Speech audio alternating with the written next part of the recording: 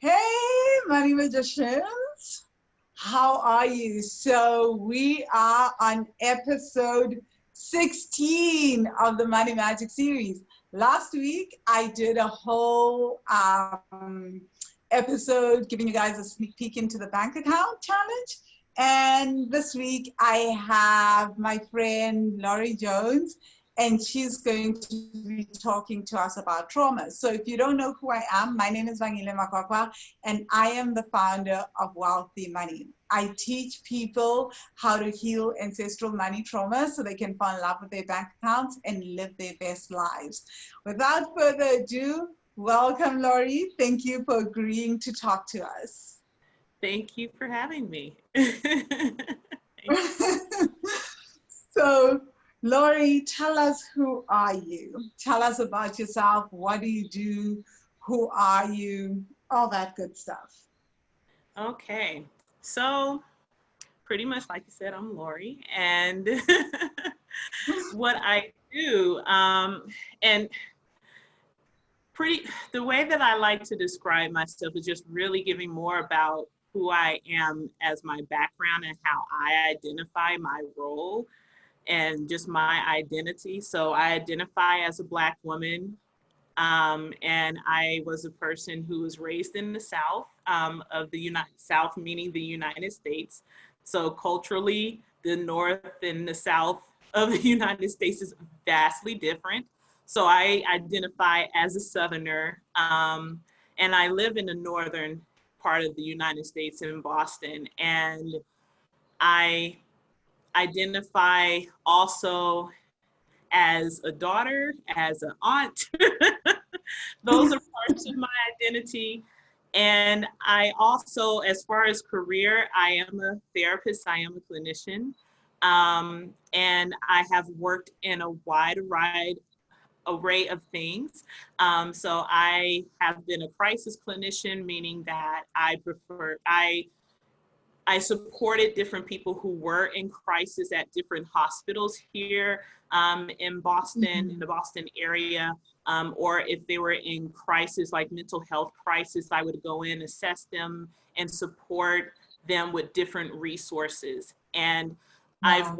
What do you mean by crisis? Like, what makes mental health issue a crisis versus a non-crisis? So a lot of times when it came to crisis,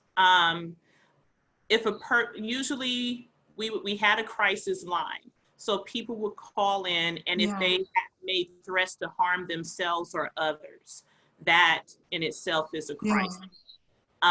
Or if they're displaying certain behaviors where they may want to harm others. For example, there's times when I'm called to a home with children, and the child may be having a tantrum and throwing things and becoming more of a detriment to themselves or others. And so I would be called in to do a mental evaluation to determine if the child is still safe to stay in the home, if maybe they need outpatient therapy, if they maybe need hospitalization, just different resources that they may need to help them to deal with whatever the crisis is that's causing that behavior. And then also crisis could be even using substances. I've been called in to evaluate and see if someone needs assistance in regards to substance use. Maybe they have overdosed or came into the ER and emergency room and had a high level of alcohol, a high blood alcohol level, and they may need detox. So it can be various different things like that that can determine a crisis. So, yeah. So that was one part of my work, but I've also worked in private practice where I did individual and couples counseling, where I would see people privately through their insurance. So here in America, many people receive services through their insurance, where their insurance pays for it. Some people will pay out of pocket. So I provided therapy and private practice. I have also worked in different nonprofits, where I have one nonprofit in particular. I helped different organizations across the country and globally with learning about a coaching approach to move people out of poverty. So I supported them, I trained them in the approach. So yeah, and currently I've had so many hats, but currently I'm a employee assistance program clinician. So I support people that may be having workplace stress and dealing with well-being and tying them to resources, and then also providing brief counseling, solution counseling. Brief counseling. Yes, brief counseling. So about 8 sessions or so, either to help them to address a particular issue or as a bridge of transition to a long-term counselor. This is so fascinating, because I think that like with 2020, we all gonna need help in learning how to grieve, because so much has happened in this year, you know? Yeah. And I think often we associate grief with maybe grieving the loss of a loved one, but I also feel like we need to grieve the loss of the systems that we're leaving behind, because these are systems that we knew. And yeah, they were terrible and super traumatic, but most of us are like, oh my gosh, what's next? What's new? So that can also be hella traumatic. So there needs to be a grieving of everything. The loss of our identities, of who we now are as a people who have lived through a pandemic. We weren't those people in January 2020. We are now those people. We need to grieve that as well, the loss of that identity of like being able to just go anywhere and do anything. We now know something different. So I'm loving the sounds of that. Yeah, definitely. And you're right when it comes to the grief, because that is something that we really, even with the work that I do currently, we're seeing that. And even when I worked with other nonprofits, they were seeing that in their staff.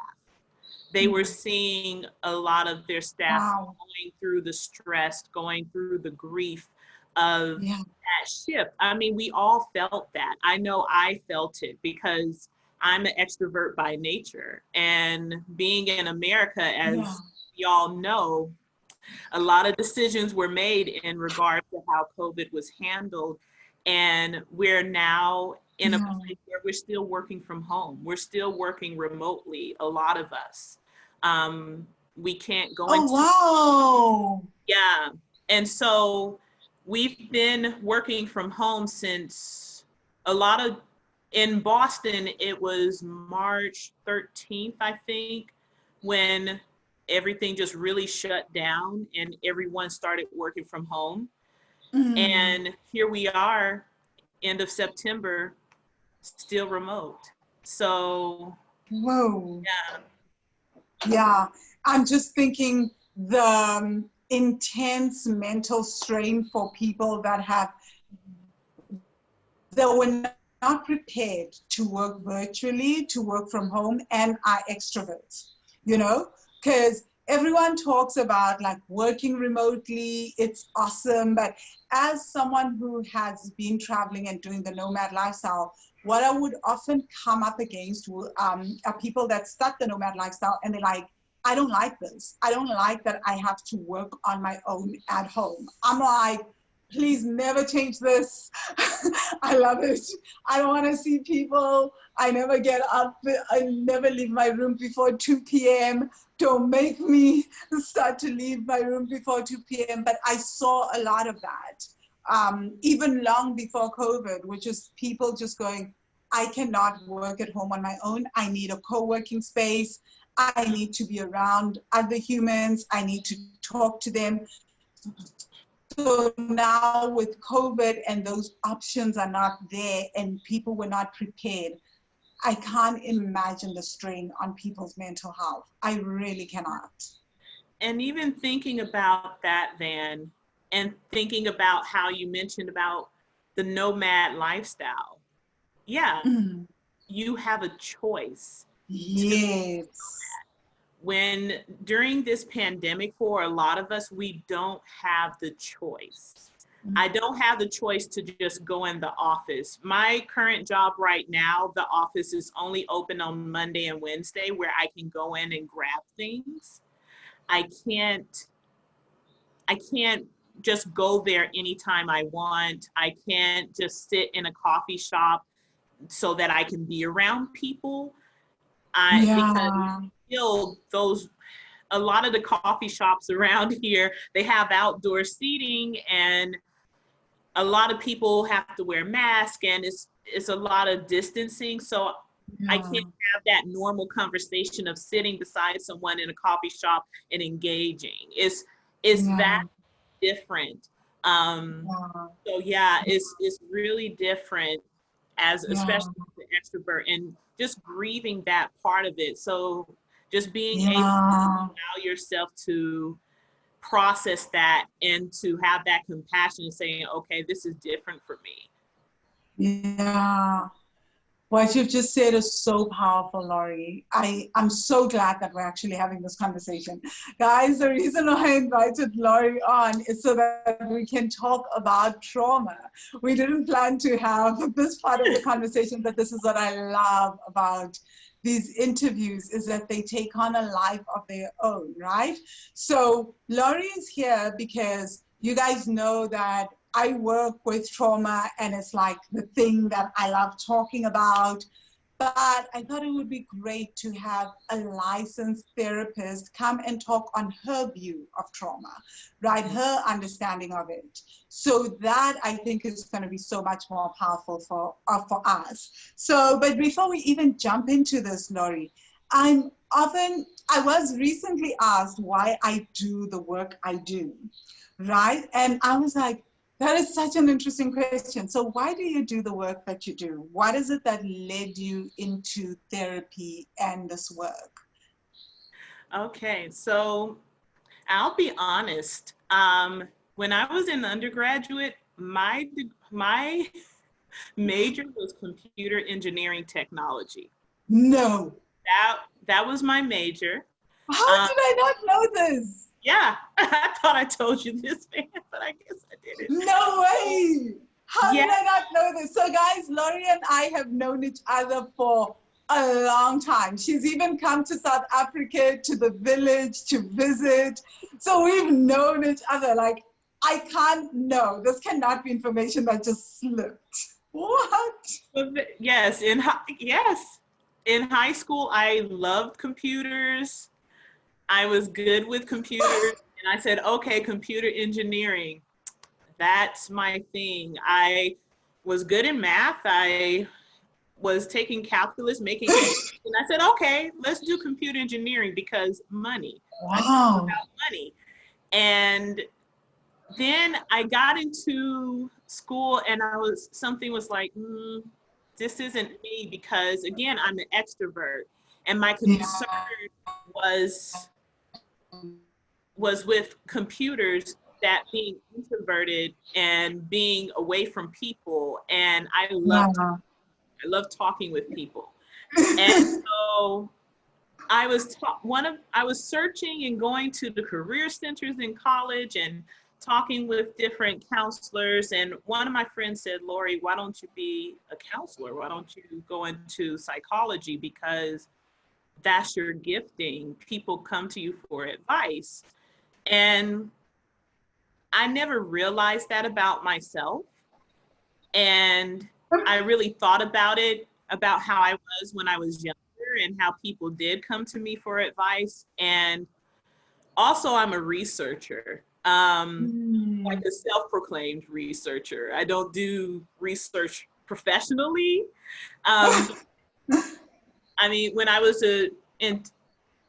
younger, and we'll talk about the religion part later, but I grew up Christian, and I would research the Bible. I would exegete, I would do the scriptures, and I would just really research things. And when I learned more about psychology, I said, okay, this is really tying those two things together, because psychology is the study of the mind and of the psyche. And it ties in that what I like to do, supporting and connecting people through and working with them through their journeys, as well as that research side, because there's so much research in psychology in regards to the human mind and behavior. So that's how I got into the field of psychology, and I went on with that through my undergraduate, and it was just amazing because I was just making A's and I was just really enjoying my courses. And I went and pursued my master's and got my master's in counseling psychology. And then I moved to Boston. And the rest is Wow. so yeah. This is so interesting. Wow. I feel like, I don't know why I always thought, like, obviously you woke up one day and you were like, I'm always going to be a therapist. I'm always going to be a psychologist. But like, because it's so obvious. As long as I've known you, people have always come to you with their problems. So I'm like, this was a no-brainer. So that's interesting. It wasn't for me. I remember when you said that, I remember when I was a little girl and I wanted to be a nurse like my mother. That was one thing I wanted to be. Then I wanted to be an obstetrician. Then I wanted to be a writer. And I went through various things that I wanted to be, and here I am. So wow, it's never linear. It is so interesting because, like, it's interesting when you hear what people do and then you hear that they even doubted that that was their path, because it's like, obviously this was your path. Like, it's so obvious. Yeah. It's true. And I doubted the path at times. I did. But I feel so, Lori, what does trauma mean to you? Pardon? Oh, I was just saying, I feel that that's just who I am, that this is who I innately am, being a therapist. That is, actually, this is who you innately are. Yeah. Like, as long as I have known you, that was always you. Yeah. That was just it. So it's interesting, but the fact that, like, your friend also knew it, sometimes it's like people will see things in us that we don't see in ourselves. Yeah, definitely. Yeah. Definitely. So how do you define trauma? All right. So when I was thinking about this conversation, thinking about trauma, so one caveat that I like to give, because when we talk about therapy and we talk about different therapists have different niches. They have different areas of expertise. And so when it comes to trauma, that is something that I feel that I'm continuously learning. So I don't profess as a trauma specialist. I profess as a person, as being a clinician that is constantly learning more and more about trauma. It's something that I'm researching and gaining more and more knowledge so that I can support different people that I work with more effectively. And so when I think about trauma itself, I see trauma as an individual experience. A lot of times we see trauma as being an event. Like, you may see something out there that happens and you're like, oh, that event is traumatic. For some people it may be, and some people it may not be. So one thing I wanted to really mention about trauma, because like I said, I'm a researcher, so I read a lot of books and articles. I'm a bit of a nerd in that regards. And one person that really is like a master on the topic of trauma is Bessel van der Kolk. And he is a researcher. He's a researcher here in Boston. He has the Trauma Institute in Boston, and he has different trauma conferences and so forth. And the way that he really defines trauma is as something that overwhelms you. It overwhelms your coping capacity, and it brings forth that thought and that feeling that everything is all over. You feel like you're about to die. And so when I think about, with trauma, it also alters the memories and the story of what happened in that moment. And when I think about trauma, I can talk about this more in detail later, but there's another professor, another researcher, Dan Siegel, and he talks about the stress response and the flipping of the lid. And so trauma is something that it's that experience, and it's that overwhelming of that coping capacity, and you literally are flipping your lid. You're literally reacting to survive. You kick into that stress response. And so a good example, when I was thinking about it, and a story that I thought about was about my mother and I. So when I was a little girl, I remember I went on a walk, and I was walking down the street, and there were some dogs barking. And one of them jumped the fence and started chasing me. So first I screamed, and then I took off running. And I just kept running until the dog was gone. And I was gone too. And then there was also a time where a dog bit me on the knee. No way. It didn't leave scars, but it lightly bit me on the knee. And that was scary. Both situations were scary. Yet, if you put a dog in front of me right now, I'm going to get this awe face, and I want to hold the dog. I want to pet it. I adore dogs. I really love dogs. Now, my mother, when she was young, she had dogs in the household, and one of the dogs did chase her. And now, in her older age, when you see her, and if you bring like a teacup poodle or a little small dog, she's going to go into that freeze response, and then she runs. Like, I remember a dog came into our apartment, was walking by when we were walking out of the apartment, and my mother ran behind me and grabbed my shirt. And it was just like a dog that can fit in the palm of your hand.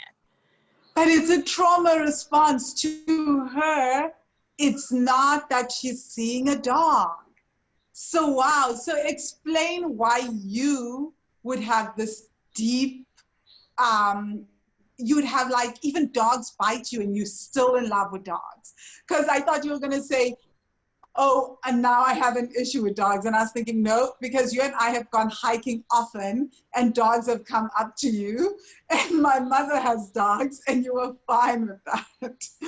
So like, no, so I get it now. It's your mom. So please explain that, because I think that will help people understand so well what trauma is and how we respond to trauma. And that's the thing with trauma, it goes back to that definition of it feeling like things are all over. For my mother, that is her body's response to the dog. It triggered something within her that made her feel like it's all over. And for me, I don't know. For me, because I have an affinity to dogs already, my body already responds in a loving way to dogs. Because even with the Yeah. dog that bit me, I was there because the dog had puppies and I wanted to play with the puppies. And so even though it bit me on the knee, my body on the inside, it didn't feel like everything was about to end. I didn't Yeah. feel like my life was in danger. I didn't Yeah. feel this deep foreboding when that Yeah. happened. For my mother, it may have well been that way for her. It may have Yes. been that she felt like this is the end. This dog is going to, because when I talk with her about it, the way she sees it is like the dog will attack me, it'll hurt me, it'll do these Yes. vicious things to me. And Yeah. that's her catastrophe. That's the Yeah. end of the road for her. And for me, I'm like, okay, dogs bite. And my body feels like that's it. They bite. Yeah. That's what they do. But they're also cute and they're also Yes. friendly. So I have a different response, a different Mm. feeling within myself Yeah. in regards to that. Yeah. And I love that you've just mentioned that, because what I hear, like even what you just said, that to your mom, as long as it's a dog, like it doesn't matter that it's a little teacup dog that can fit in the palm of your hand. To her, that is, whoa, this is something that could like really maul me and kill me, because what trauma does is it makes everything, what is a small event to one person, like to you, oh my God, it's such a cute little dog, I can play with it, it can fit in the palm of my hand. To her, it is literally life or death. So, and this brings me to another question. So most people just say to other people that are experiencing something like that, they would see your mom shaking, she's looking at this little dog, well, it's not a big deal. Why is it so hard for people to snap out of trauma? Because we live in a culture where it seems like, snap out of it already, get over it, it's not a big deal. And I always say to people, don't do that with someone who's in a state of who's having a trauma response, because that may actually do more damage than good. So what is it? And I see this a lot, right? We do live in a culture where it's like, you get over things. Like, yes, I'm having a trauma response and my entire being is shutting down, but then people like, it's not such a big deal, get over it. Why is that actually not the appropriate response? And why is it so hard for people to get over a trauma in that way? Like, we just don't get over it. Yes. So that, when it comes to that, and when we think about trauma, it goes back to what I mentioned about Bessel van der Kolk. So he wrote this book Yeah. called The Body Keeps Score. It's a Mm, fantastic book. Everyone should read it. yeah. Everyone should read it, because Yes. he really truly talks about trauma and how it is an imprint on the body. That experience is an imprint on our bodies. And our Mm, bodies may not remember the story. Like you saw how I told you the story about the dog chasing me, and you saw that I was calm. You didn't see the tension. You didn't see any type, you saw me laughing about it.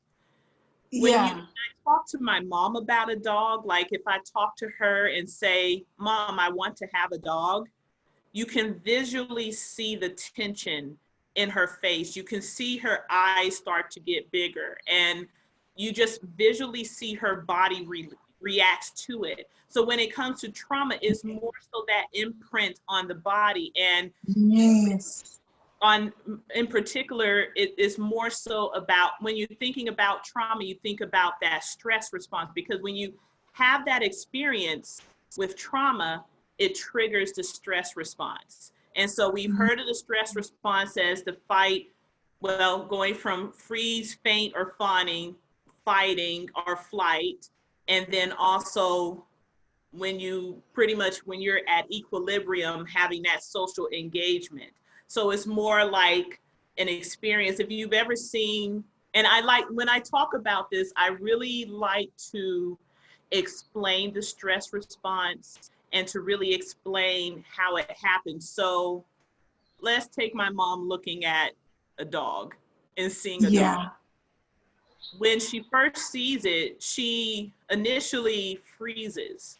So that's Yeah. her first response. And then she goes into the flight, and Yeah. then when she's away from the dog, she goes into equilibrium.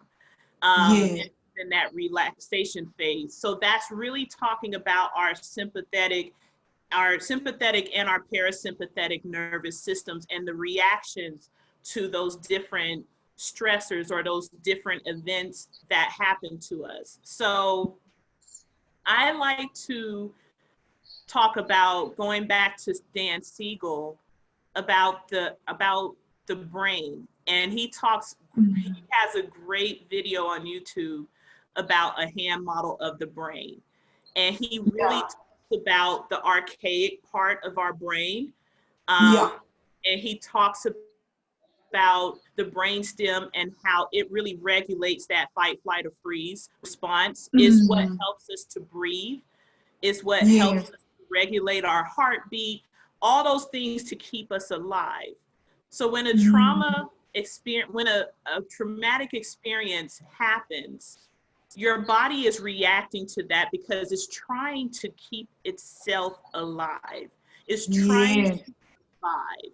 And so a lot of times with our brains, I use the hand model because he literally uses your hand and explains the prefrontal cortex, the limbic system, which houses our memories, and the amygdala, which helps us with the alarm system of knowing something's happening, and then, or stressors happening, and then the brainstem, which regulates our heartbeat and so forth. So a lot of times when our brain goes back to that archaic part or goes into that stress response, everything else goes offline, and our bodies put all its emphasis on survival. And I know this is neuroscience, but I am loving it, and I know that the Mighty Magicians love this. So keep going. And we love these kinds of things. We love listening to it. And I'm really keep going. We are there. Yeah. I'm really giving a high level overview. I really encourage people to read and to learn more about the brain and that flipping of the lid, because that is what happens whenever we are stressed. I know personally, coming for this interview, this is something that triggers a stress response for me. And I will flip, my lid, but I have ways, and we'll talk more about it, about how I'm able to calm my nervous system, how I'm able to build that capacity to really be in the present moment. And so I gave a big overview, but I'm hoping that I hit on that question for you. No, that was really, really awesome, because I think what we're getting from this is everyone is wired differently, right? What is the big event for me may not be a big event for the person. And I always tell the Money Magic students, so who Honey is, she's my sister, how Honey and I grew up in the same environment, right? Had the same life experience often, but the way that we process certain events, like some events will be big things for her and big stresses and be trauma things. And I'll be like, really? How is that a trauma? Like, that is just, by society standards, it's a big event, but it's not to me. And then some things will be big things to me, and she'll be like, I see that is a big thing for you, but it's not to me. So it's all about also what is it that you can process. So if there's something that is already, we all come, I also say, like, our nervous systems also get, I believe that from past lives, we have our own experiences, right? But even in the womb, Like my mom always says to me that like when she was pregnant with me, I was always like wanting absolute silence. She couldn't go out. People didn't even believe she was pregnant, all that. With Honey, she says, I couldn't sit still. I was partying the whole time. You know, I get overwhelmed if I have too many things all at once, right? So even from the time we are born, you can already see, before we're even born, we can already gauge what it is that our nervous systems, our parents can gauge what our nervous systems can handle and can't handle, because the child is already showing who they are from within the womb. So I'm a big believer in that. And people are just different, you know? Yeah. And we inherit different things. And that is so true. And what you're talking about a lot of that is epigenetics, what you're talking about. Yeah. And what you're also talking about, going back to what I was saying, even like you were saying that your mother, when she was pregnant with you, what a lot of people don't realize is that there's different, when our mothers are carrying us in their wombs, they go through different stresses too. And when I talk about the brain and about the limbic system and those different portions of the brain, they release hormones. They release different adrenaline. They release glucocorticoid steroids. They release different types of hormones that can also impact the baby. And so while you're forming in your and if she's going through a stressor and she's releasing that hormone, it's also impacting you. And that can impact your DNA, and that can impact the way that you respond to different traumas. And then thinking about it, when she was in her mother's womb, that same thing. If that your grandmother was experiencing that, then she is now being impacted with that. And so that is how that intergenerational, when we talk about intergenerational trauma, that's how it can be passed by DNA. That's how it can be passed through the bloodline. And this is something that researchers, there's a lot of research behind it, but a lot of researchers are learning more and more about epigenetics. And it really made me think about research. One other thing that was so because I told you I love research, I get excited. But no, go for it. I'm loving this interview so much, Lori. I think you're gonna get so many people sending you questions and things, which is just perfect. Sorry, just to interrupt, I'm going to switch off my video just so that I can charge my phone as we talk. I'll switch it back on once it's a little bit more charged, but keep going. Please keep going. My favorite topic is epigenetics, so I am in my zone right now. Please continue. So there is a book that I'm reading right now that talks so much about intergenerational trauma. It hits on racial trauma. It's by author Resmaa Menakem. I mentioned him to you, Van, recently. And in that book— Yes, you have. Yes. And I've been following him on Instagram. Yes, he is a therapist, and he is a trauma expert, and he has a lot of knowledge in the field of trauma and working with couples and in social justice. And his book is My Grandmother's Hands. That's the first 3 words of the title. Is a long title, but it's pretty much talking about how to heal from racial trauma. And in this book, he talks about a particular study where they did a study with mice. And with the mice, what they paired the mice and they had it where whenever the mice would go towards, I think it was a water source or some type of source, they had the smell of cherries, like this chemical that smelled like cherries. And every time Cherry blossoms. What was that? Cherry blossoms. I reference, it's funny that you're using the study because it's my favorite study that I often reference in whenever I discuss epigenetics as well. But keep going. I Yes. love it. It's also mentioned in the Wealthy Money blog. So if you guys just go in, you type in cherry blossoms and search in the Wealthy Money blog, you'll find the study. But yeah. Yes. Yes, this is a really cool study. Yeah.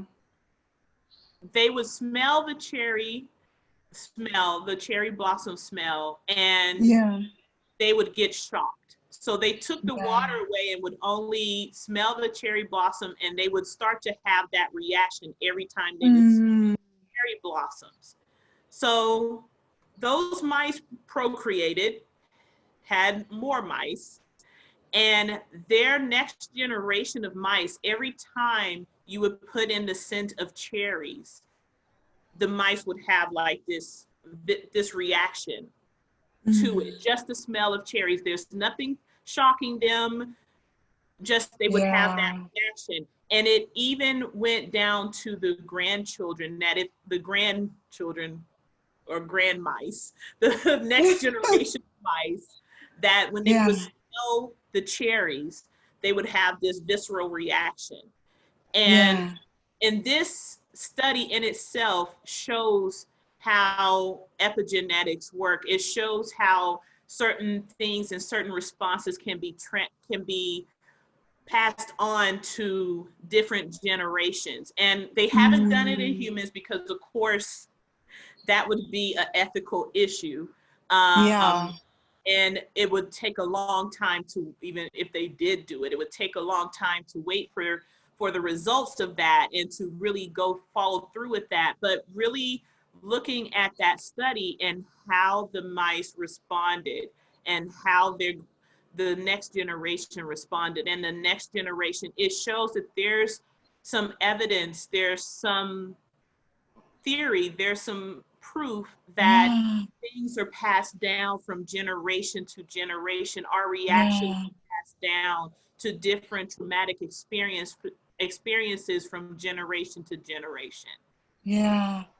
But I think most women that are listening to this that have given birth, when I listen to their stories on children and who they were during the pregnancy and who their children are now, can resonate with that. You know, it's like there is a kind of resonance to that, which then brings me to us talking, because wow, this is so interesting. So we've just discussed intergenerational trauma, but I'm also very, very fascinated in, given your understanding of trauma, how do you think racial trauma affects Black people? Because as you're talking, Laurie, I'll tell you what's coming up in my head. I'm thinking, so imagine 400 years ago, be it wherever in the world, when Black people were experiencing hectic racial oppression, which is on a global plane mainly.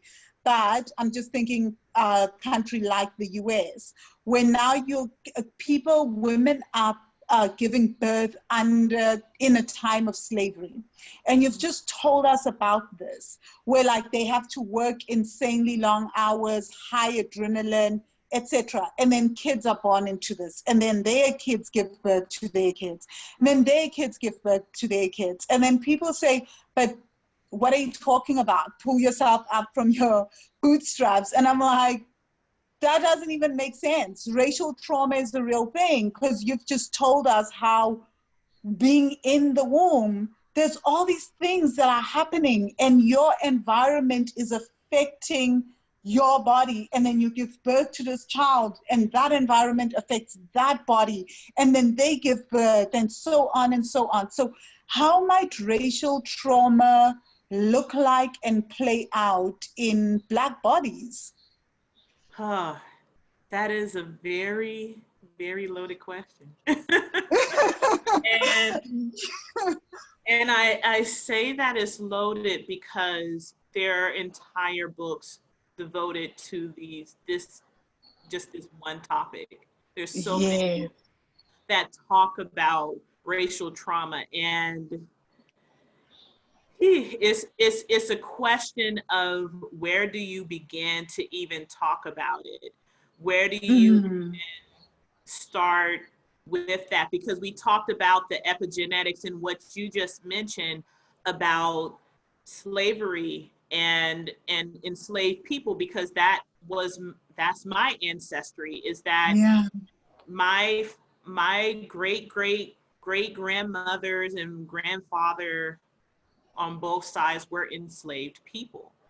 And it's just funny talking about this, because, and we can talk more in detail about this, is that I've been doing ancestry work for myself, researching my ancestors and learning about who they are, what their names are, their siblings, where they lived and how they may have lived, because it's helping me to understand who I am and how I may have, how I respond and how I move and so forth. And so when I think about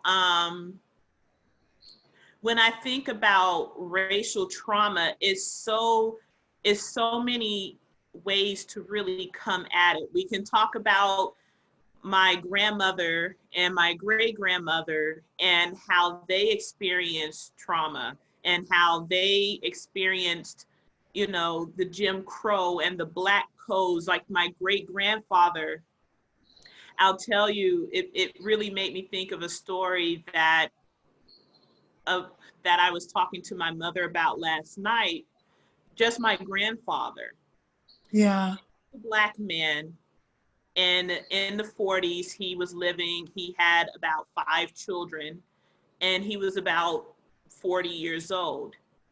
He, during that time, was World War II, and he owned his own land. He had his own land, and he was a farmer, and he worked. And there was a time where there was a white man who wanted him to sharecrop.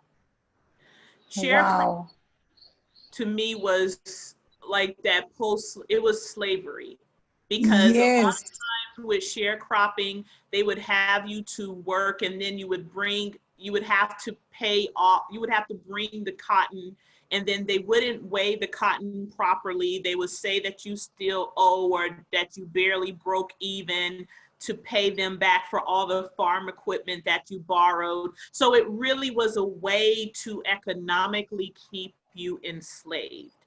And my father knew that, and he refused to do that. And because he refused to do that, he wasn't supposed to go into, because he had filled out his draft card, he wasn't supposed to be put into the military or go off to World War II, because he had 5 children and because of his age. That white man found a way to get him ensnared into and get him where he had to go off to World War II. And so he had to serve, and he wasn't supposed to serve. And so this in itself, hearing these stories, this is a part of what racial trauma is.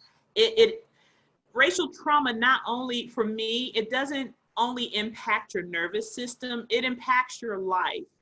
And when you're seeing, and I can just imagine my grandmother watching this, and my mother as a little girl watching this, and understanding that if you don't follow what the white man tells you to do, if you don't give your all, if you don't lay down and just be subservient to them, you can be put in a place where you can be killed.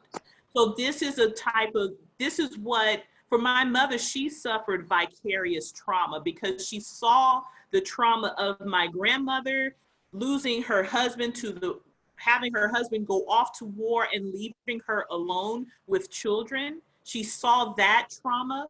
And then she also saw the trauma of my grandfather going to war and coming back and being affected because of what he saw in the war. And this is all compounded, and this all ties into that racial trauma. It's something that my mother saw, and now it's compounded. And now my mother starts to move in a different way, because as a child, she's processing it a different way, and she's seeing it in a different light. And so now she sees white people as a particular, and following that white body supremacy, she sees that as something that is a detriment to her life, to her family's life, to her way of being. And that's even thinking about Emmett Till, thinking about what's happening right now in regards to Breonna Taylor. This week, we were told that the police officers were charged because of the bullets that missed Breonna Taylor. I mean, and wow. And when I still am processing that mess. Because you and I have been talking about it offline, but it still doesn't land. It still doesn't make sense. It ties into that sense of powerlessness. It goes back, it ties so well to that story about my grandfather, because my grandfather, talking about the stress response, when they talk about stress response, they talk about it as a curvature. So it's more like you're in safety, you go up into fight or flight. And if you're in imminent danger where you feel like you have nowhere to go, you go into freeze. You come down from freeze, you go into fight or flight because you feel like you can affect something. And then once you feel like you're into safety, you're back into that openness, that mindfulness, that social engagement. So thinking about my grandfather, he was in that fight or flight. He's like, whatever the white men say, I know my rights. This is my power. I am not going to sharecrop because you're not going to enslave me. And when he did that and stood up, they poured more onto him. And then it moved him to that place of freeze because he had to comply. And it was, so when you look at my mother, she sees that, and that's passed down to her. And so she may freeze in response to a lot of things. And I see in myself today that I freeze. When a lot of things happen, I freeze. I start to close up. I may not voice myself. I feel like I don't have power, because when you're in freeze, you're in that shame, you're in shutdown, you feel hopeless, you feel powerlessness. And so when you see what happened with Breonna, you see how we went into that fight or flight as a collective, and we were fighting and protesting and saying, give her, charge the cops that killed her. We're in that fight or flight. And then they take away our power, saying, no, we're not going to charge. Some of us are in that freeze because we feel hopeless. And it's possible. One of the things that I want to also touch on is that with racial trauma, it's possible that as a collective, we never go beyond the freeze. So we never get to the point of relaxation and just being still. So we are constantly living for centuries. That's what's passed on to us, right, generationally, where we are constantly on. We are constantly on edge. And it's something that I've noticed about myself as well. You know, it's like my nervous system was constantly on edge, and it became my mission to figure out, and still is, I still go into that, like, how do I get into relaxation? Getting into a space of relaxation is so difficult, which is also why I think that for Black people, and in particular Black women, when you tell us ease, relax, do nothing for the day, it's almost like you could be killing us, because it's like, no, that you're asking the nervous system to go into a relaxed state when it's not natural for it. For centuries, it's been on alert. So now this is part of the issue. But you and I both know about this, and we talk about this a lot, about how that then leads to a lot of health complications. And we're not even aware that a lot of our physical health issues are stemming from our always on edge nervous systems. So can you please tell us a little about that? Because I know you've been doing quite a bit of research on this particular topic. Yes. When you talked about that, Van, especially the health part of it, it really makes me think of the term that comes to mind is that allostatic load. It's the best way that I can explain it is exactly what you just said. Is that constant feeling. When I talked about the flipping of the lid, for a lot of us, we're always fluttering. We're always fluttering. So when I talked about the flipping of the lid, our prefrontal cortex, it deals with our ability to rationalize, to really think about things, emotion, and so forth, and to really use our executive functioning, our planning, being able to really it's our planning, our organizing, being able to have impulse control, all of those different things. And our cortex is the emotional part of our brain. So if we're in our stress response, those things go offline. And it's more so of the brainstem and the limbic system that is working to try to keep us alive, to regulate our heart rate, to produce all those different hormones so that we can run or do whatever we need to do to keep ourselves alive. So you freeze because you're keeping yourself alive, because you've now learned, your body has now learned that if you are to push against that system, then there's danger.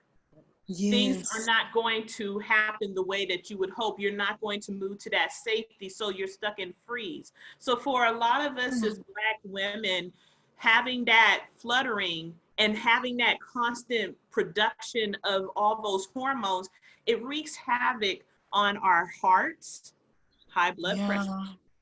It wreaks havoc on our kidneys. It wreaks havoc on our entire body. And so you see the high blood pressure, you see the diabetes, you see the asthma, because all of that is related to that in constantly being in that stress response. There's a lot of studies on that in regards to the ACEs and adverse childhood experiences, and how they really did a longitudinal study on children who were, and this goes back to that compounding of trauma, about children who had adverse childhood experiences. Maybe there was divorce, or maybe and this is a trigger alert, maybe they were molested. They went through different types of traumas in their childhood.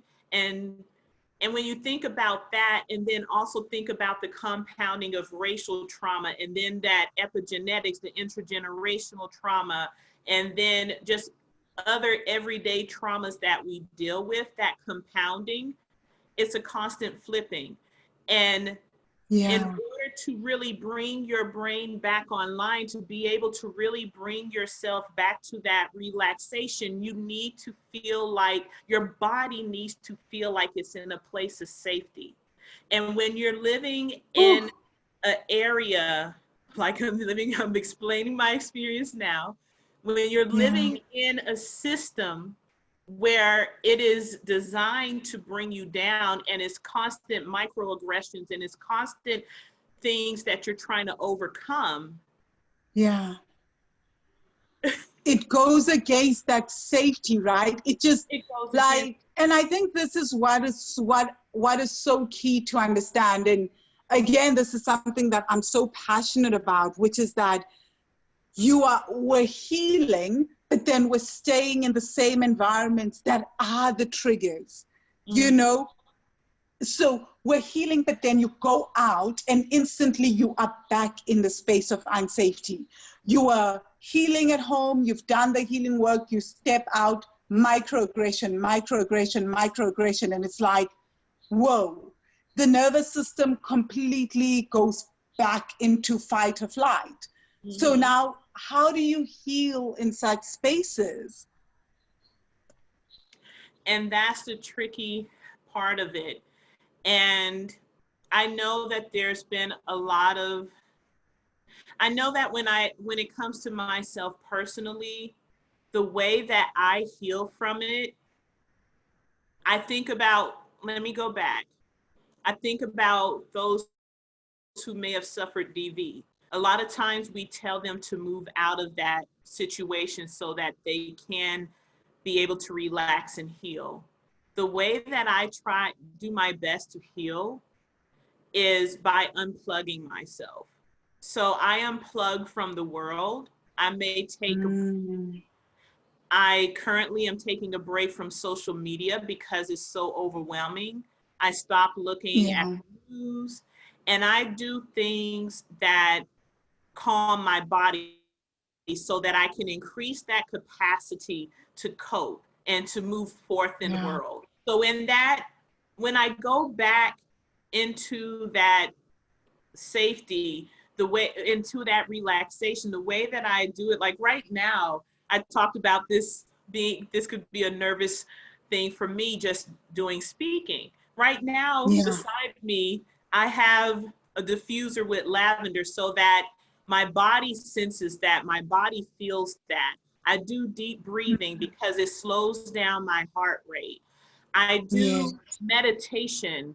And honestly, I know that there was in the book that I talked about by Resma Minikim, he's a somatic experiencing practitioner. So he does a lot of work with the body in therapy. And one of the things that he recommended that really resonated with me is about visualizing your ancestors and communing with them. And taking that part to sit back. And I know for me, that has been healing, being able to, because when I'm doing the ancestry work, I can imagine myself having these conversations with my great grandparents and understanding them and having that connection with them. For me, I feel safe when I am with ancestors. We do a lot of that in the Money Magic course as well. And it's so therapeutic, so healing. I think it is absolutely necessary.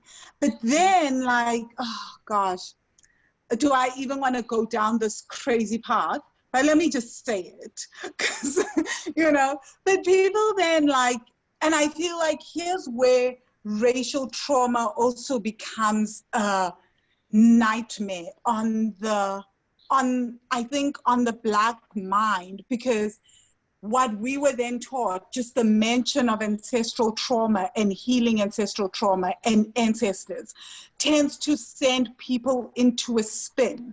And yet, like, you really need, like how you've just said, just being able to commune with your ancestors, to see them, to visualize them, to call them into the space and to heal with them is integral to healing us in this lifetime.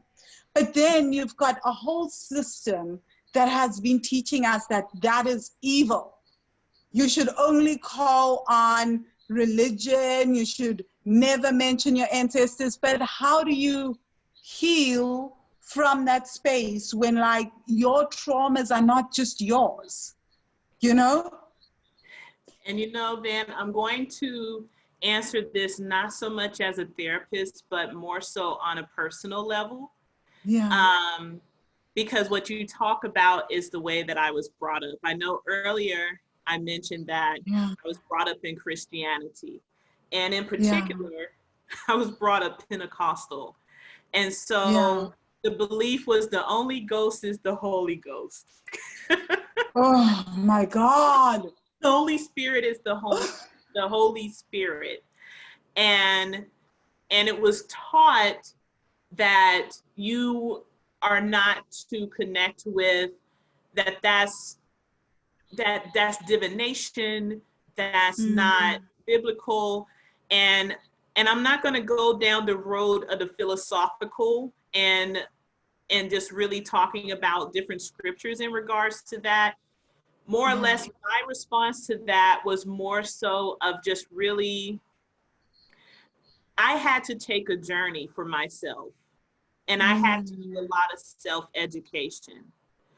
I had to sit back, and this is what I say. This is why I say that a lot of times we have to pull away and we have to pull back. I had to move away from the church for a moment, and I had to look within myself, and I had my own investigation, my own research to understand what resonates for me, what is my journey, what is for me, what is reality for me. And so in my own personal journey, by stepping back and educating myself and doing, for me, research is paramount and it's big.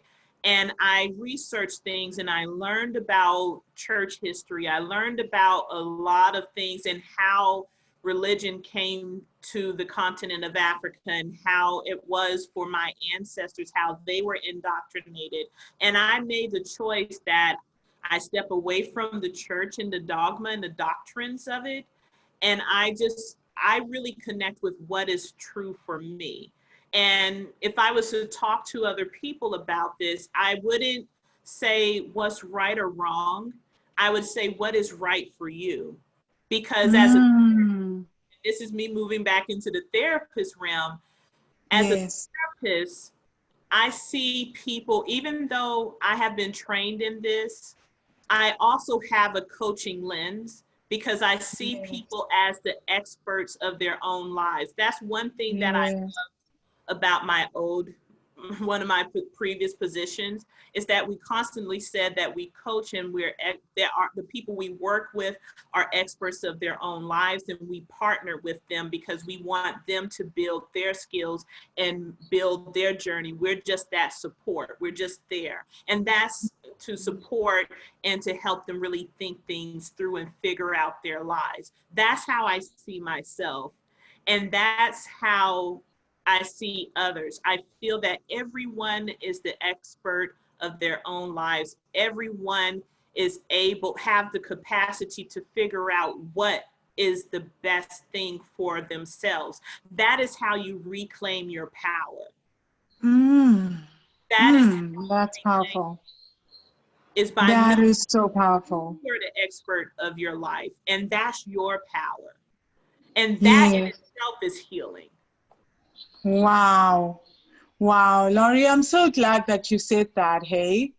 So guys, I mean, like, I have nothing more to add on that. My whole thing is, I've always believed that beliefs can coexist. There's no reason why why believing in ancestors, and I feel like this is one of those things, I don't even need to believe in them. Like, these were people that lived and passed on. There's no need to believe. It's a fact. They lived, they passed on, and now science is proving that I carry some of their issues in my system. I want to heal myself. I want to get rid of their issues. If there's a way that I could commune with them and figure out how to heal these things, sign me up. So that's always been my theory. It doesn't mean that I am less of a believer. I mean, obviously I've never been religious, but it doesn't mean that somehow negates my belief system. At least that's how I think.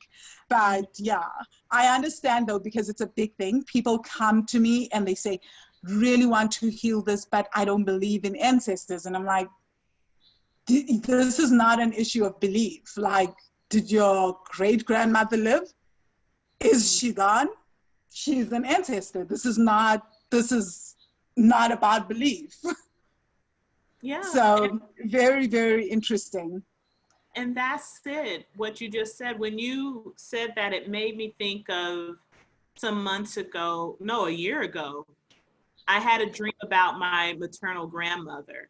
And she sat with me and she let me know how proud she is of me. Now, my grandma, that's beautiful. She's deceased. Yes, she's deceased. And we can go through the semantics of if that's demonic or whatever you want to believe. But for me, that was healing, because I was in a point in my life where I felt like, am I doing things right? Am I going the right direction? And she came to know that she was proud of me. And a lot of times when we get into ourselves and we're unsure, we get into, I call it an anxiety tornado. It's like that tornado of being overwhelmed, and you're very unsure. So to have someone external of yourself, someone that you felt safe with. My grandmother, I felt safe with her. When I was young, I would hold her hand and she would just talk with me, and she would keep me at ease, and she would tell me how beautiful I was. My hair was beautiful, everything, how much she loved me. She would tell me she loved me a whole bushel full. That's how much she loved me. And so that's safety. That's what keeps my lid back on. That's what brings me from the stress response, is thinking about her. And so having her in a dream, telling me she's proud of me, that's healing me. That's bringing me back to that place of safety. And that's what's important when it comes to dealing with trauma, is being able to come back to that place of safety so that I can engage now. Now I can use the full portion of my brain. I can really reason, I can organize, I can do everything, because now I feel like I'm safe. And I'm safe when I'm with my ancestors, when I'm with my grandmother, when she's communing with me. So for me, I don't care what anyone else thinks about it. On a personal note, for me, it's healing. And that's what matters. Wow. It's all about, what I'm hearing is, why in this world where, especially for us as Black people, where we don't really get to feel safe, what is the thing that makes you feel safe? And I feel like it's not for no reason that one of the first things that they did when they colonized the African continent, and when they took people from the continent, was that they robbed us of our very religion. Because it's one of those things, and not even religion, I don't want to call it religion, because ancestors is not religion, but our spiritual beliefs and our connection to our past, because that brought us some level of comfort. So that continued. So and the work on trauma was nowhere near advanced at that point, but without even realizing it, they were taking away our sense of safety. Some like places that we could go to with people that looked like us, where we could go for answers and talk to them and feel heard and everything. So that in itself added to the trauma, I believe, So and I see what's going on a lot, especially with therapists of color in the US. There's a lot of returning to ancestral work and integrating it into therapy. And I think a huge part of that is for this very reason, is that, well, we need to find places and people where we feel that make us feel safe, and our ancestors make us feel safe. So why not put them in the work? Why not integrate it into this body of work? So it's very, very powerful what you've said, Laurie. Thank you so much. Wow, guys, like, look at this. I hope you guys are enjoying this, because I'm like, wow, powerful. So, Laurie, my next question is actually a very interesting one, right? So I was talking to a friend of mine, another Black psychologist, right?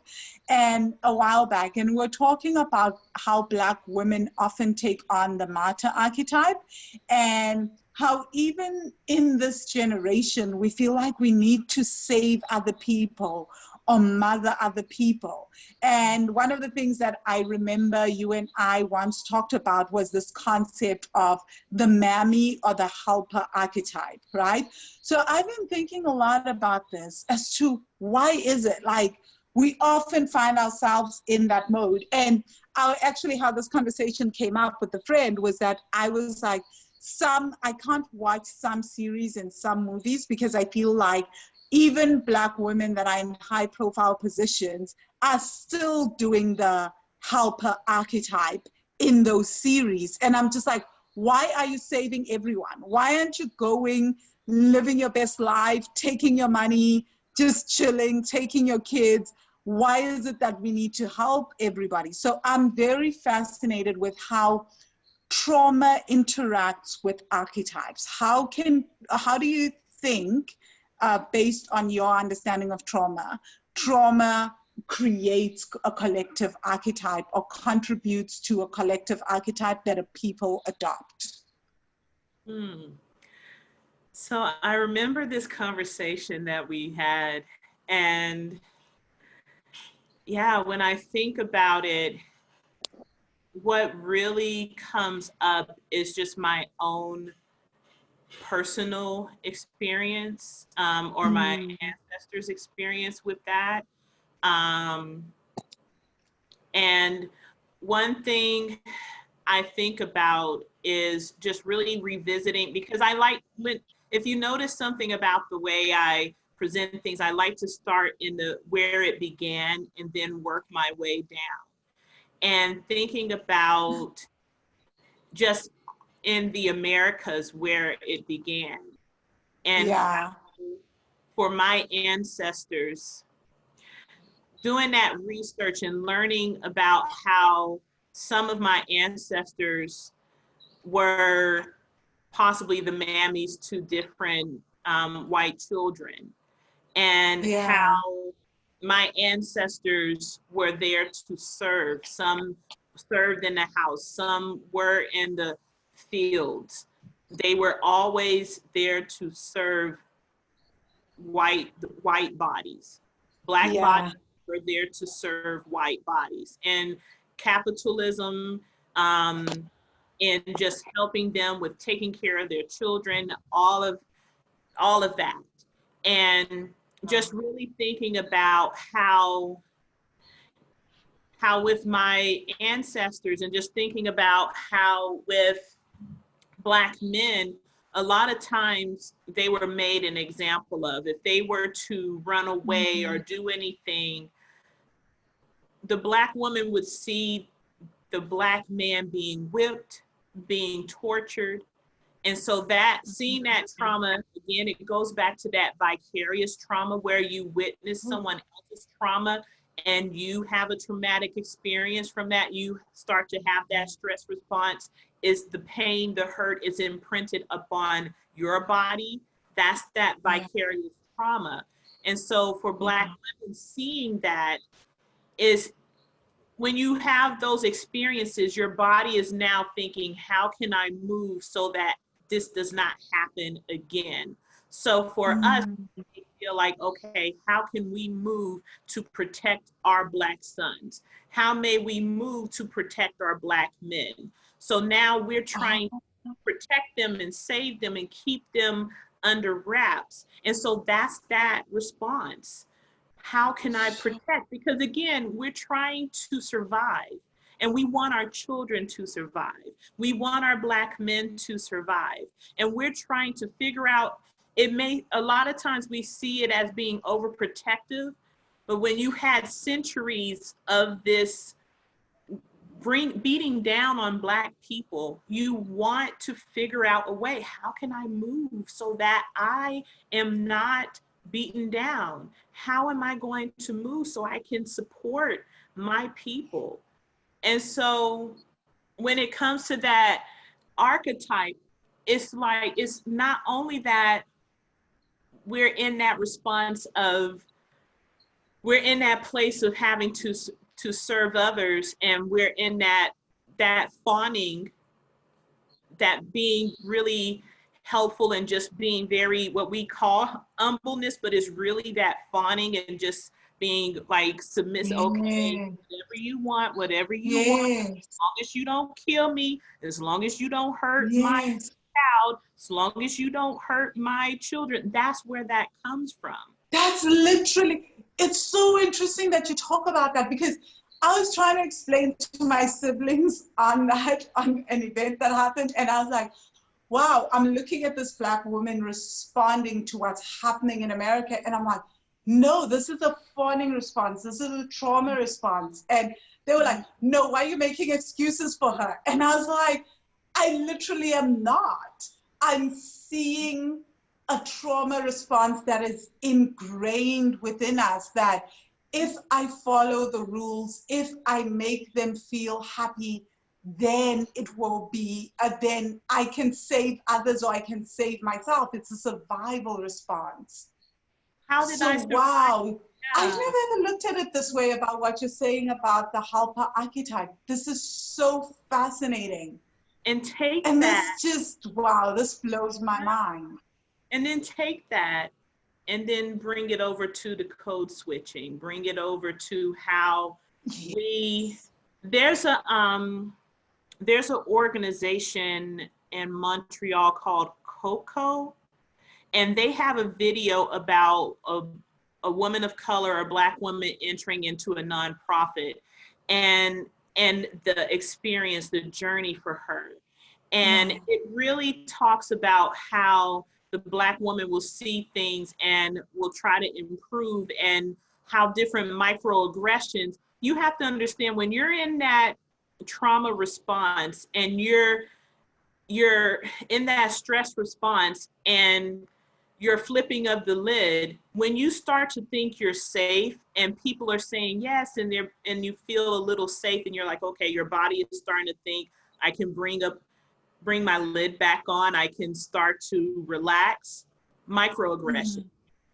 You're already hypersensitive because you already recognize, and when you've been through the trauma response, your brain is now wired where it recognizes when there's hints of danger. Your amygdala it alarms because it'll see, okay, oh, they start to say this about me. Oh, they're looking at me a certain way. Oh, they're not smiling at me. They're giving me that half smile. They're acting this way. All these little microaggressions, and it causes you to flip your lid, and it causes you to stay in that response. And so when you see that, so that response is the freeze response or fawning. So when you see that, if you are a Black woman and you start to push and you start to move forward, and then you see that microaggression, that pushback, you go back to fawning. Let me stop that. Yes. And you're so right. So guys, let's just quickly unpack in 5 seconds what fawning is. The fawning response is a people-pleasing response. You know, like that you are the agreeable one. So most times, instead, when we are in aggressive situations, or even with our abusers, you may see, and you see this a lot with domestic violence survivors, like the women will be, they wait on the abuser, and then you try to please him at every turn in order to make him feel okay, him or her. I mean, anyone can be the abuser, but traditionally, often, I don't want to say traditionally, but often it is men, as stats show. So then most domestic violence survivors are always on edge, trying to please the abuser, and then you are doing everything to make him happy so that he doesn't snap. Children do this as well with very abusive parents. This fawning is my natural, I know it doesn't seem like that, but it is my natural response, having grown up in an abusive household. So it's a response that I have researched in depth, because it's a response that I have had to learn how to quickly curtail when I get into fawning, because fawning is how I survived for my entire childhood and my teen years. And for most of us, and sometimes it's not just in the household, if you were bullied at high school, you learned how to be, you may have learned to fawn for the bullies and please them so that they don't bully you, they bully the next person. It's wild, right? So for us, when it comes to racial trauma, you see a lot of people of color who will be like, okay, this is a highly traumatic situation, but I'm just gonna toe the line and do as told. And beyond that, I'm gonna go over and above that and be the helper. And even how we are shown as the helpers in movies, like you are the best friend, the Black best friend who is helping the white friend get a man or get the girl, and that is your role. you know, because somehow that is how we have been perceived, that the good Black character is that, and not understanding that that is often our trauma response. It is normal to be enraged at oppression. It is completely normal.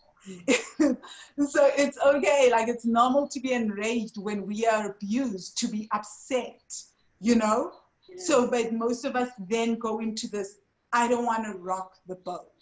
And so now this has become a collective archetype, which is so interesting because I never saw that as a trauma response. And I really wanted to tie into what you just said, Van, about it being, the words you said, it being natural. Because the thing about that helper archetype on the other side is the angry Black woman. And you mentioned about being angry. And what it is that this is normal. Like you said, it is natural to be angry. It took me a long time to get there because if anyone knows me, I have this, people tell me I exude this energy of calmness and they can never see me get angry. I had to really do some work on that because I had to give myself permission to be angry and to allow myself to move in that. When you do research on the stress response and on trauma, and you look at Steve Porges and Peter Levine, when they talk about polyvagal theory, I know these are a lot of theories, but the thing that I'm talking about is more so of that stress response and moving through it. Some people see it as a curve, some people see it as a ladder. And that ladder, if you visualize a ladder, at the bottom is the freeze fawning response, in the middle is the fight or flight, and at the top is safety. If you want safety, you have to go through your fight or flight. And that's something I had to learn. And I had an experience recently where I would always freeze, I would always please, I would always fawn. And I just went into that fight response. And I said, I'm not going to do this anymore. This is not who I am. I don't have to make this. And I was able to move into that. And so that's the thing for Black women. It's okay to be angry because it's a response. People think that's why trauma, knowing what the word trauma actually means is so important because, again, going back to what we talked about at the very beginning, trauma is an individual experience and it is complex and is compounded. And so for Black women, the complexity is the compoundedness of it. And so we have been in that freeze response and being that helper because of all of the different traumas that we talked about. We didn't hit on the deep experience. We didn't hit on a lot of things that we experience in our different individual journeys. And so in order for us to from that get to safety, we have to go through that fight. So if you're angry and you start to show that, it's okay. Have compassion for yourself. Even if you're in a freeze response, one thing I wanted to say is have compassion for yourself, because that in that freeze response and that fawning can come a lot of shame for not voicing yourself, for not being able to say what you have to say. Compassion for yourself, because you can move through it. You can push through that response and be able to get to safety. And wow, so Laurie, what you've just unpacked is something so powerful, because this brings me into one of, you know, my hot buttons. People being in a deep state of trauma and then being told to go straight into gratitude. Guys, that's when you can just shoot me dead, you know? And I meet so many people, especially Black women, that are like, I can't seem to get past and manifest or live the life that I want. I'm doing the gratitude, I'm being happy. And I'm like, but have you felt the anger? No, that's negative emotion. Have you felt the shame? Have you felt all the anxiety? Have you gone into the fear?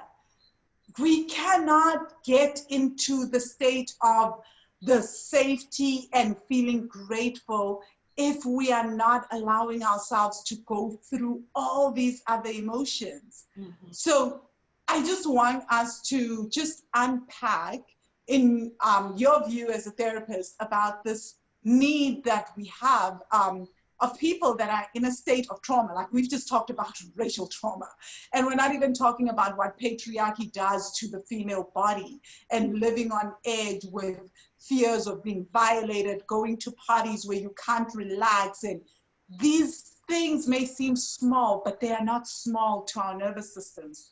And now you're just being asked to bypass all that and go straight into a space of gratitude. Mm-hmm. Why is that not helpful?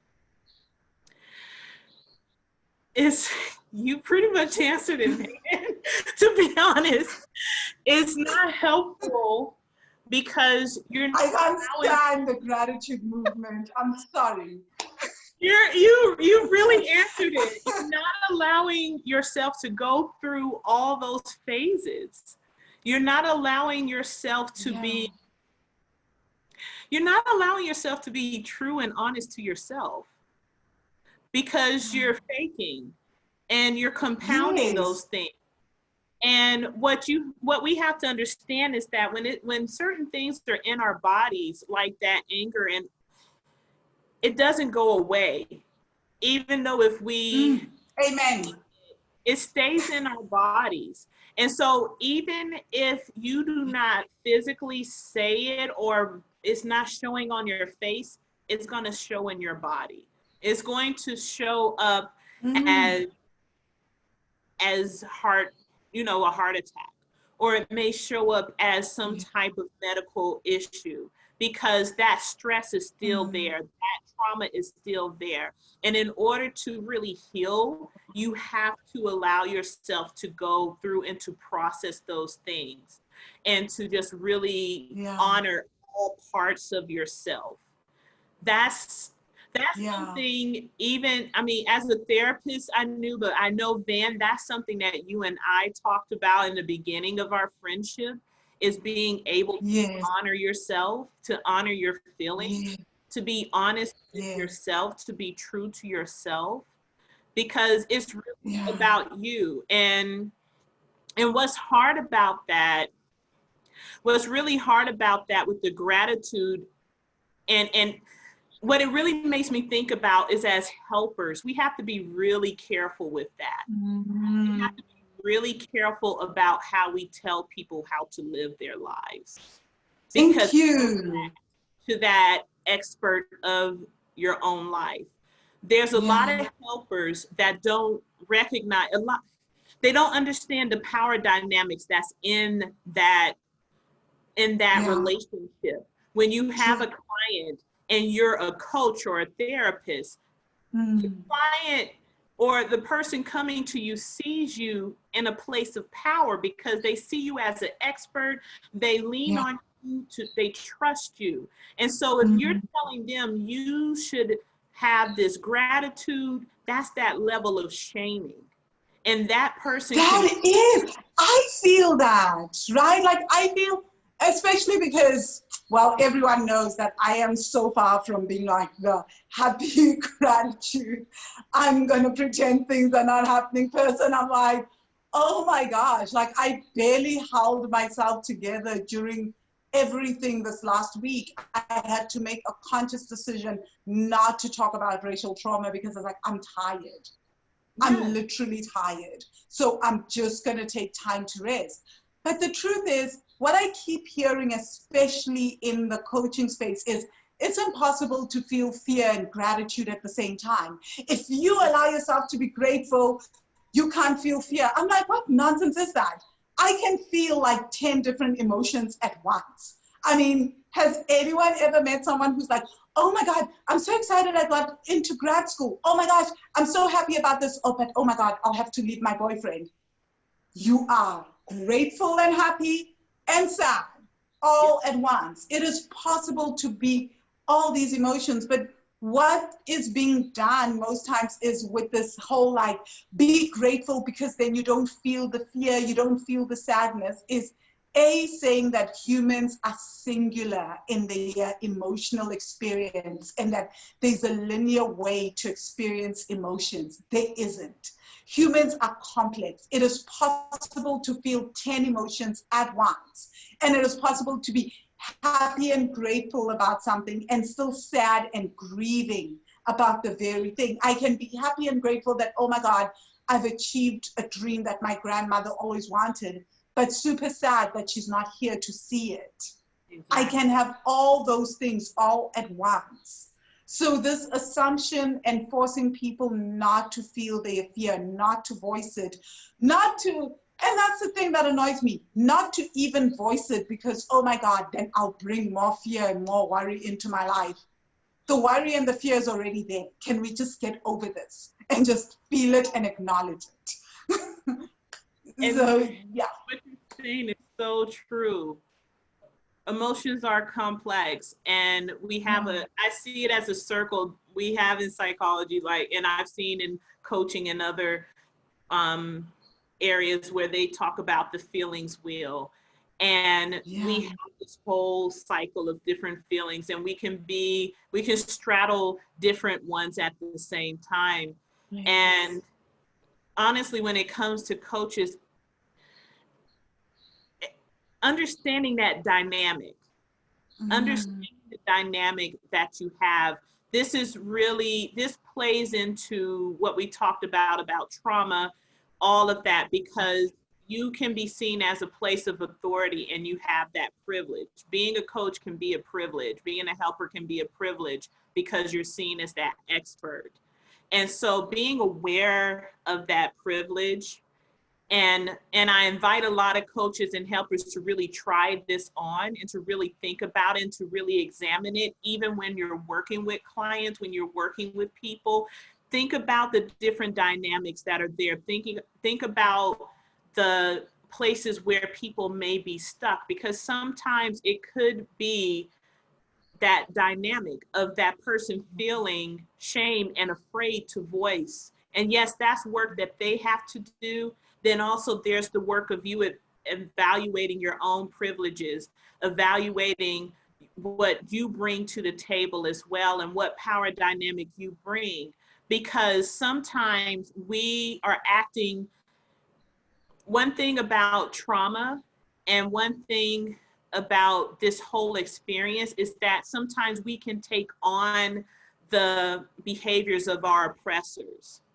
And if you're a coach and you're a person who has not really evaluated that and worked through your own traumas, those things can play out in the way that you interact with your clients. And it's really, that's why I feel when it comes to trauma, everyone should be trauma informed. And when I say trauma informed, not just taking a one and done workshop, I mean really truly understanding the essence of trauma, how it works, because sometimes, because you can be playing out a power dynamic and you can further injure another person because you have not worked on your own stuff and you have not gotten the knowledge.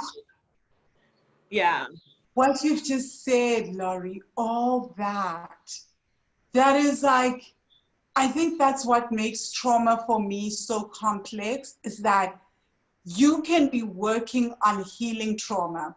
And you and I have had this conversation where we're like, yeah, we've seen practitioners that are trauma informed, but when you listen to them and when you hear them out, it's almost like, whoa, that feels like a re-traumatization. Like, whoa. So it's that understanding of how trauma impacts the body and how trauma impacts humans.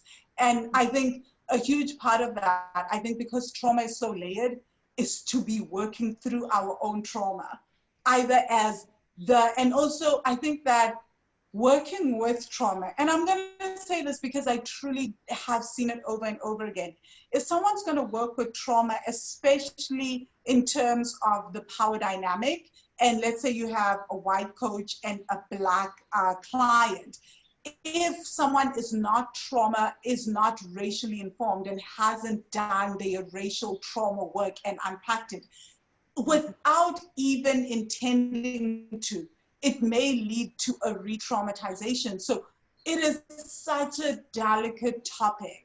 And I'm so glad that we're having this conversation. And it doesn't just work with just race, guys. It's with so many different elements. It's just even simple, like you like believing that my way is the right way, my way is the only way, and then forcing someone, a belief system on someone else. It can be so intense, you know, and it can cause a lot of trauma, because trauma, again, is such a subtle thing. We don't even understand what can easily traumatize another human or what can trigger them. It's true. And with that, this is why I really, and I know I talked about this man so many times. I think I have a crush, maybe, I don't know. But the book by Resmaa Menakem, My Grandmother's Hand, I feel like he got so much in that book. And it just really breaks down. He really talks about what trauma is. He talks about white bodies. He talks about Black bodies and police bodies, and about white body supremacy. And what you just said, the reason why I'm saying this is because what you just said, when you talked about the white coach and the Black client, white bodies have been traumatized too. There's a history of that.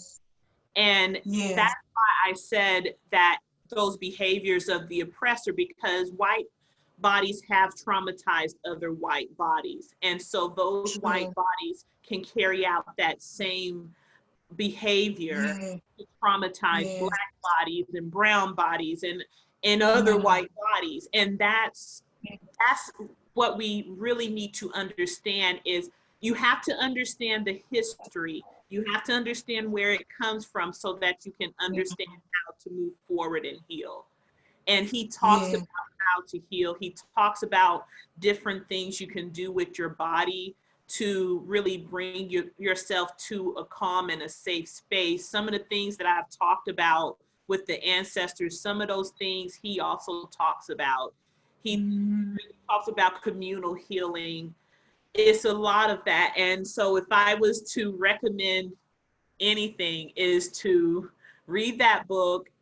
And then also, if talking through having these conversations, if this is starting to bring up things, first off, be compassionate with yourself, and then also consider finding a therapist that is trauma informed, that has a particular body of work that they utilize in regards to helping people with trauma. So my next question is, how do you know if a therapist is trauma? Because we've just spoken about trauma informed doesn't mean that, like, you know how to hold space for trauma.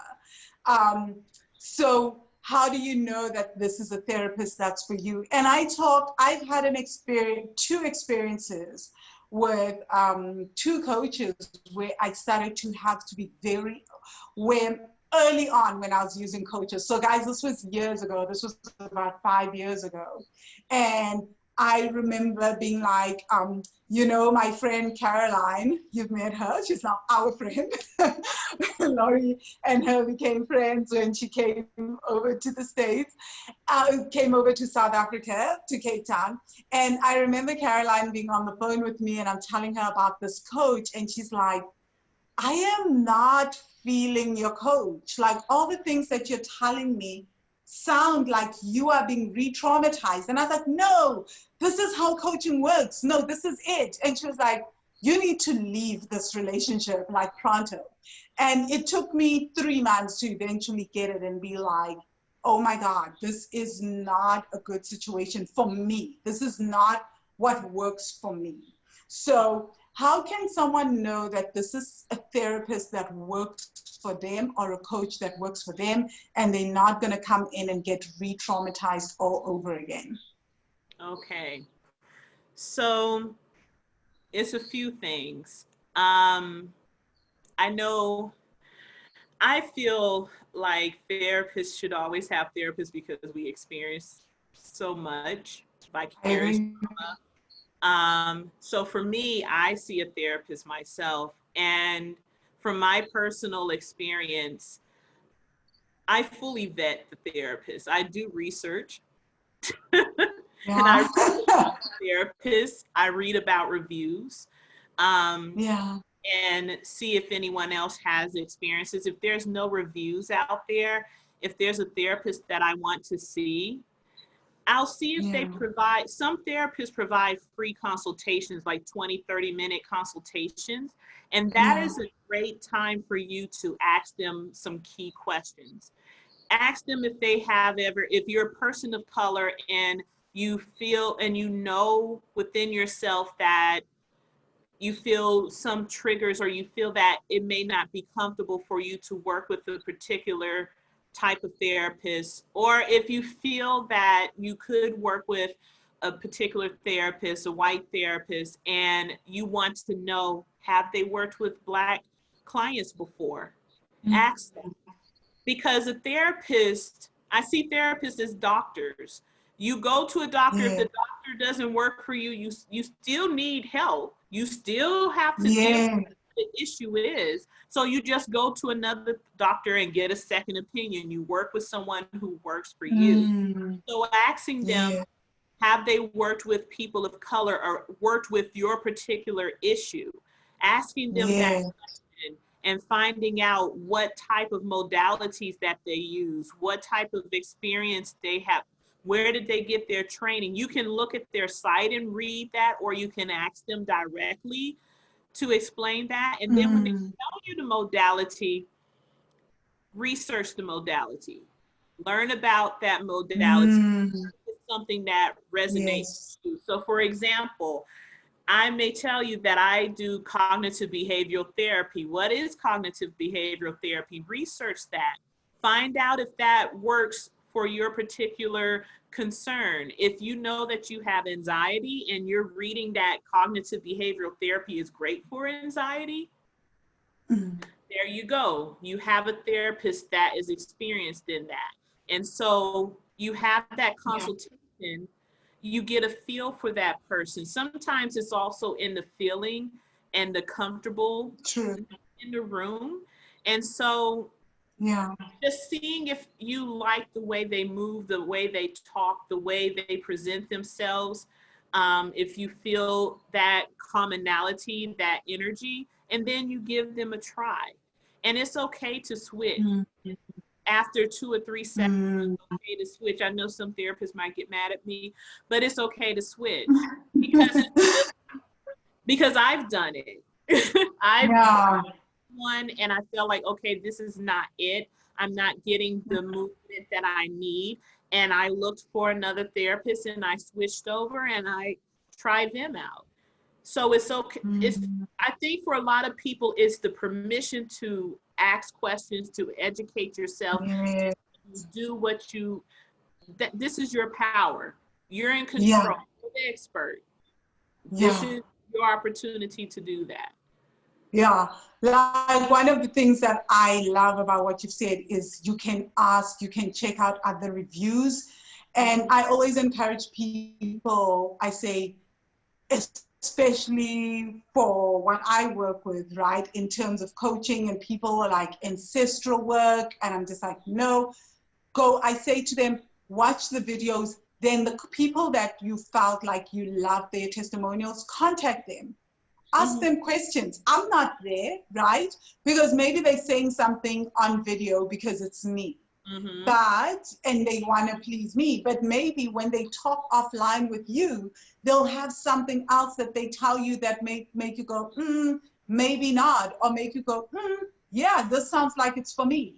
So I feel like that is so important. And you and I have had this conversation, how like really vetting the people that we work with, you know, it's like, can you hold that space? Because sometimes a lot of crazy things come up in trauma work that will not just come up in any other work.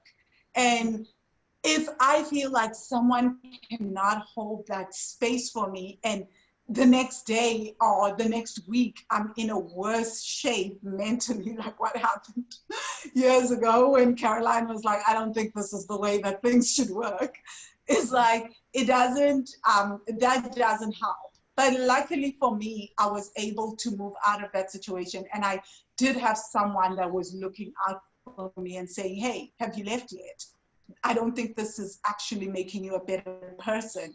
Everything that you're saying is making me feel like you're losing yourself, all that. So please come back to yourself. So that's also very powerful.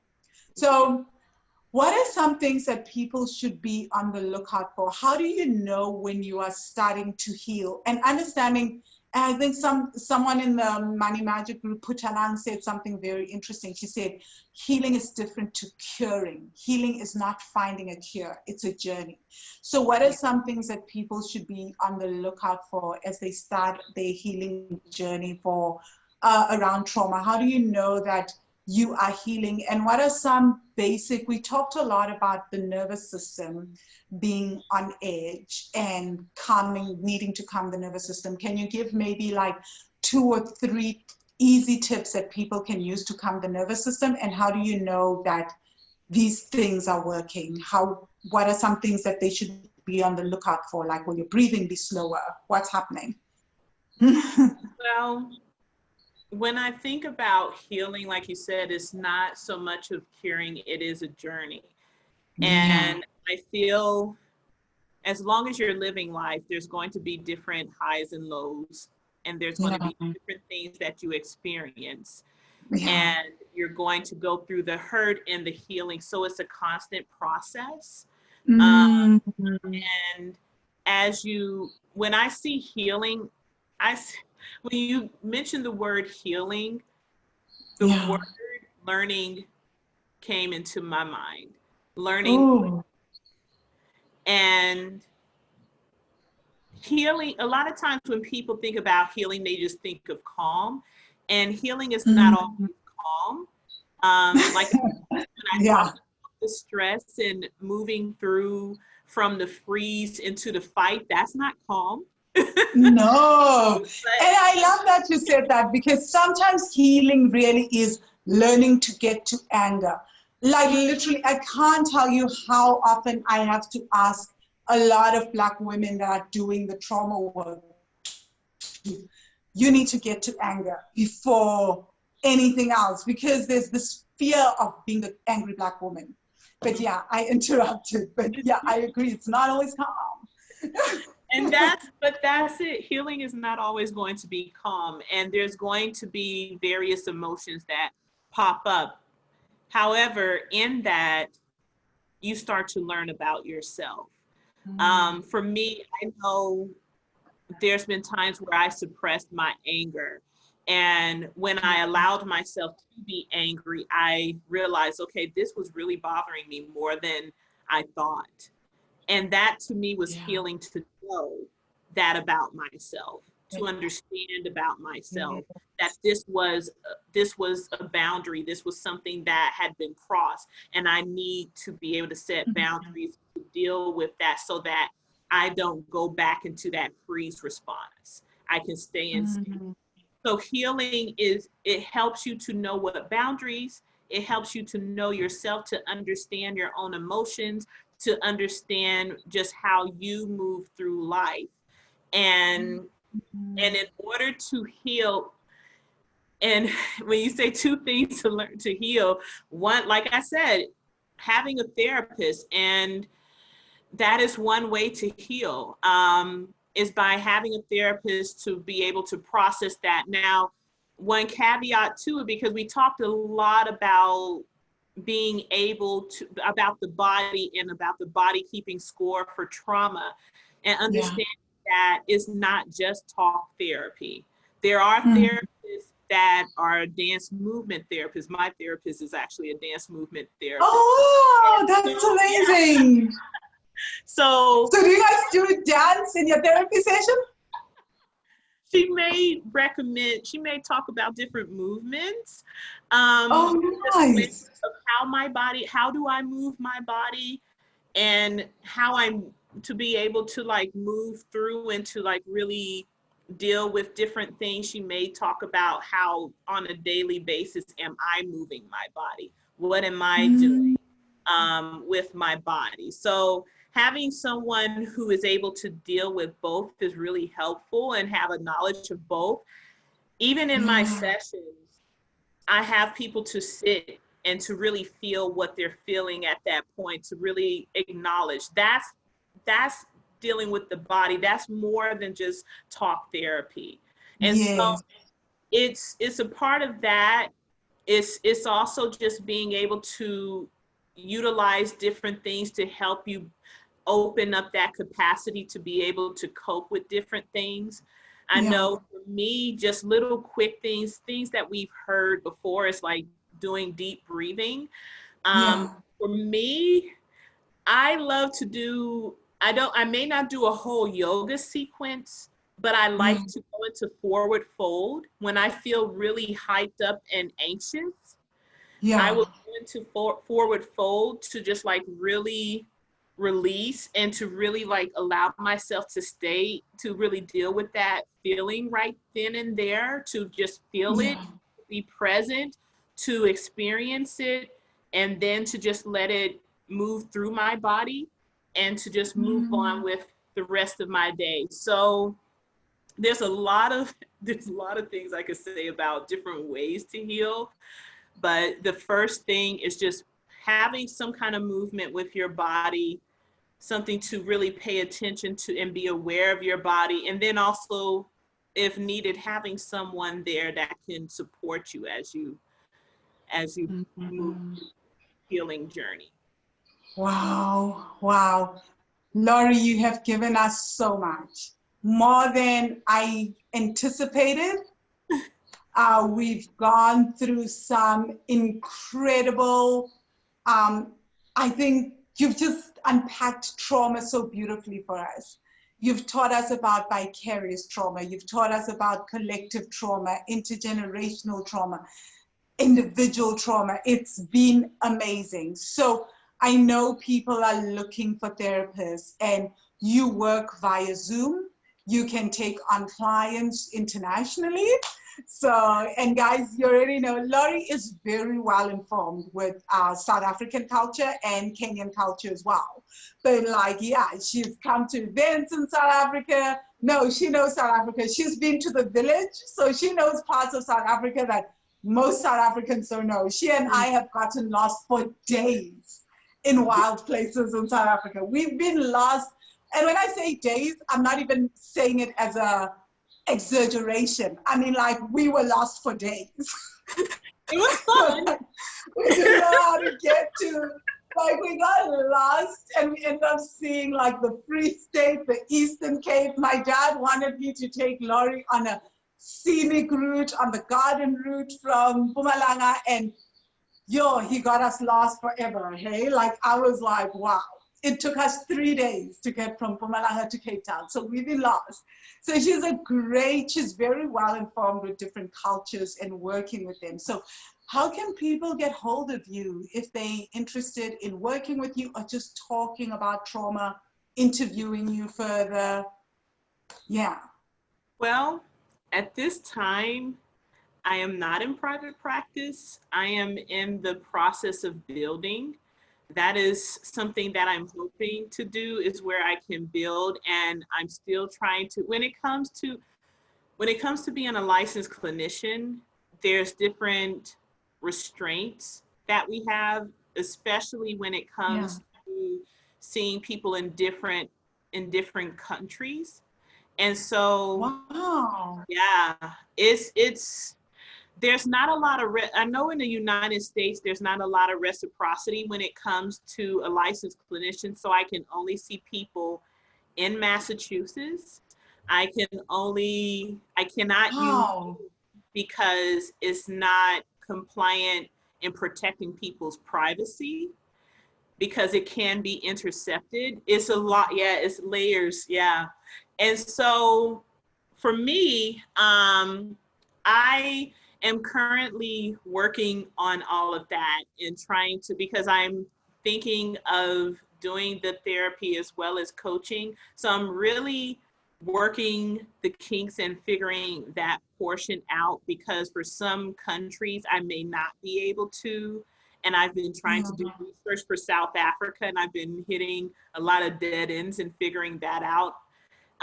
But what I would suggest is that if you are in South Africa, the suggestions I made to find a therapist and to really vet them, to please do that. And hopefully I do have a Facebook account, a public account.